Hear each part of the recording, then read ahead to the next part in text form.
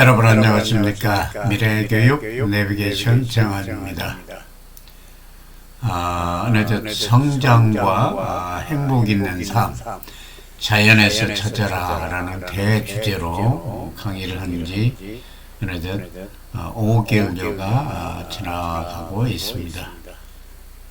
지난해 12월 5일에 첫 강을 탑재한 이후 벌써 5개월여가 지났습니다. 그리고 강의도 이제 오늘이 56강이므로 많은 부분에서 진행이 되고 있습니다. 그간 해온 강의의 내용이 약간 미흡된 면이 있지만은 이 책의 내용을 요약해서 한번 전달하는데 의미를 두면서 앞으로 더욱 더 정리해서 잘 진행해 보도록 하겠습니다. 오늘은 지난 시간에서 가을 절기에서 배운다 두 번째 시간으로 추분과 한로 그리고 상강에 얽힌 이야기를 해 보도록 하겠습니다.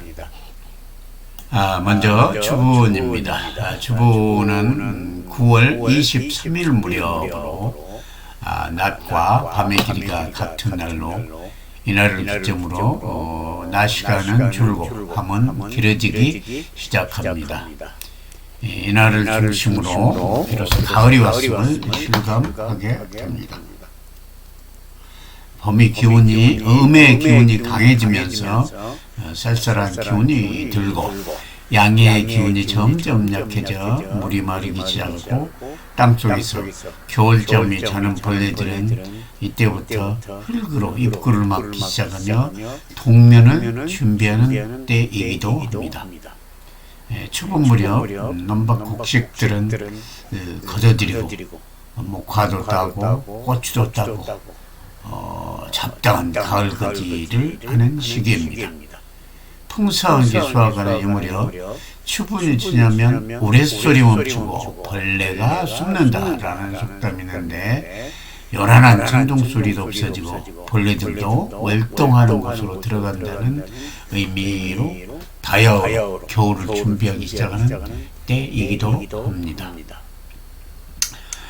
이러한 추분 무렵 우리는 과연 무엇을 해야 할까요? 첫 번째 절기인 입춘 때 썼던 제시했던 목표라는 씨앗이 얼마나 싹이 나서 연그런지 16번째 절기는 추분이 됐을 때 생각해보면 어떠겠습니까?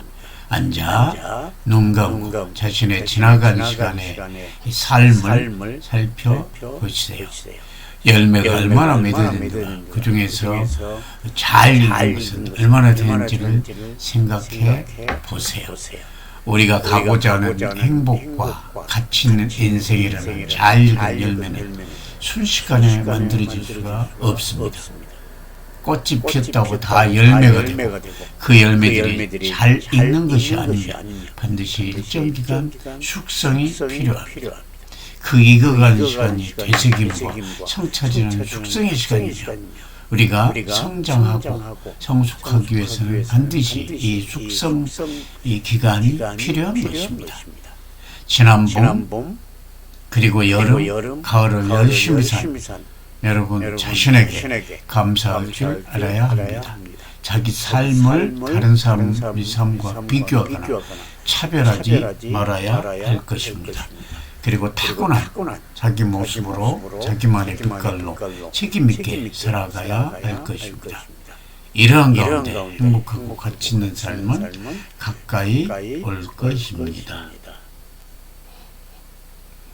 다음은 한로가 되겠다. 한로는 10월 8일 무렵으로 이제 참이슬이 내리는 절기이고 가을의 끝이라는 뜻으로 개추라고도 합니다.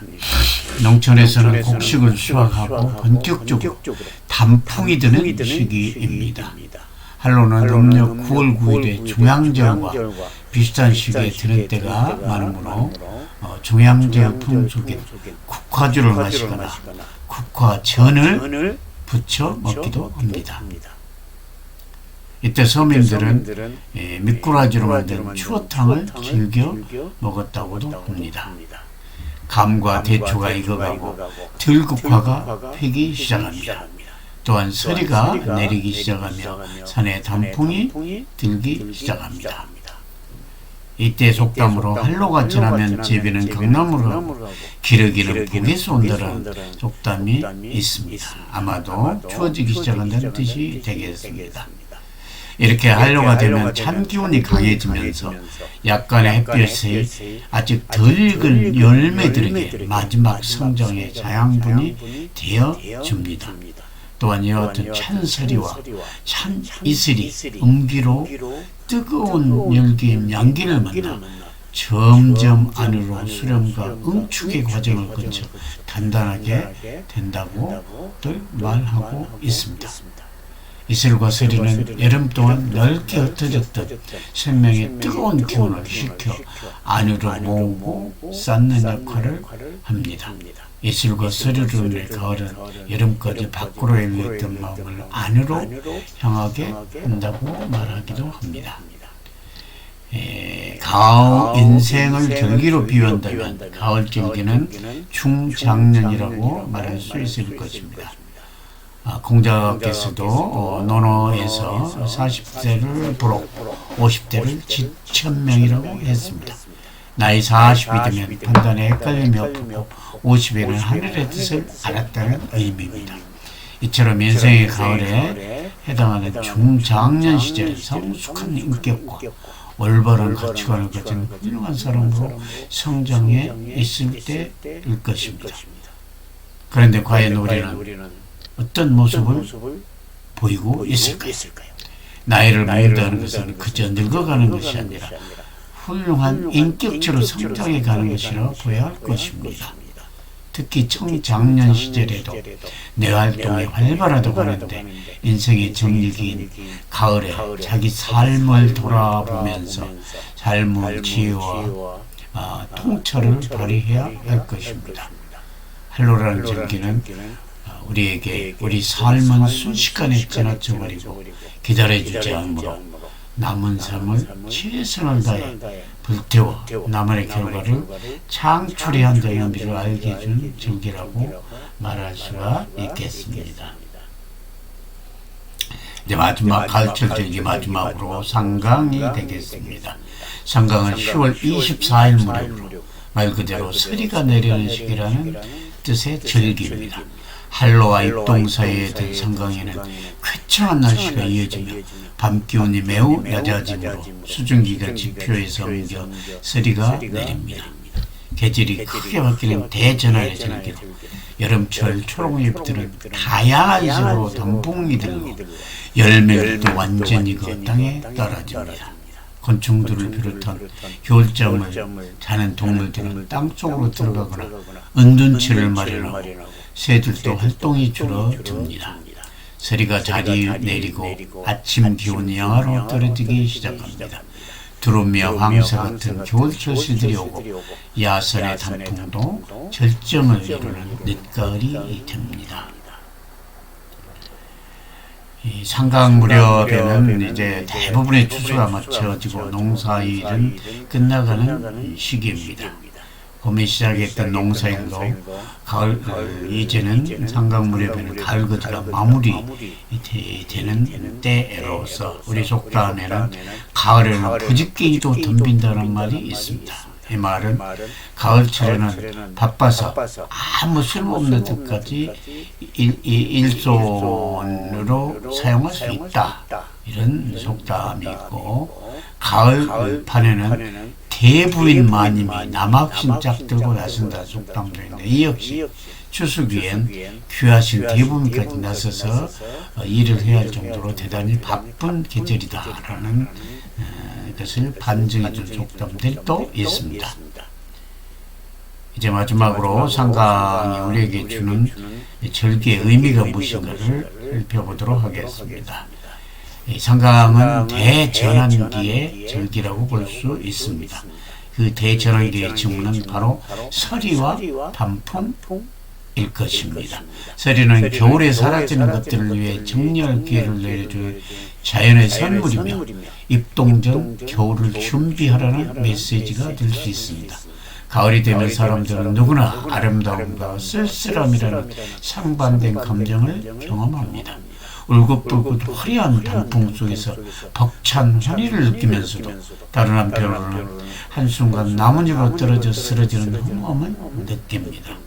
아름다운 단풍과 떨어지는 낙엽은 우리 인생의 섭리를 단축하여 극적으로 보여줍니다. 상강에 서리가 내리면 모든 초목은 성장을 멈추고 작은 동물들은 쉼을 준비합니다. 멈춤은 끝이 아니라 새로운 생명을 준비하는 것입니다. 겨울에 응축된 씨앗이 봄에 새싹으로 돋아나는 원리하고 마찬가지입니다. 상강은 깊은 성찰의 시간으로 인생 무상함을 온몸으로 느끼면서 우리 삶은 결국 돌고 도는 것임을 깨닫게 해줍니다. 삶 속에서 주어지는 것들을 당당하게 우리는 받아들여야 할 것입니다.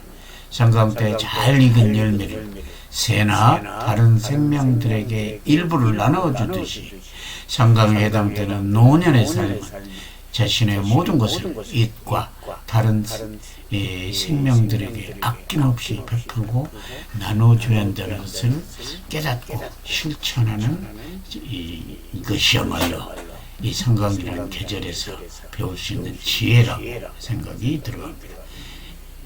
이러한 과정을 통해서 우리 인생은 더욱더 행복하고 더욱더 가치 있는 것이 되리라 확신합니다. 지금까지 가을철 절기에 대해서 2시간을 거쳐서 이야기를 했습니다. 다음 시간부터는 가을철 성장 덕목에 대한 이야기를 계속해서 해보겠습니다. 수고하셨습니다. 감사합니다.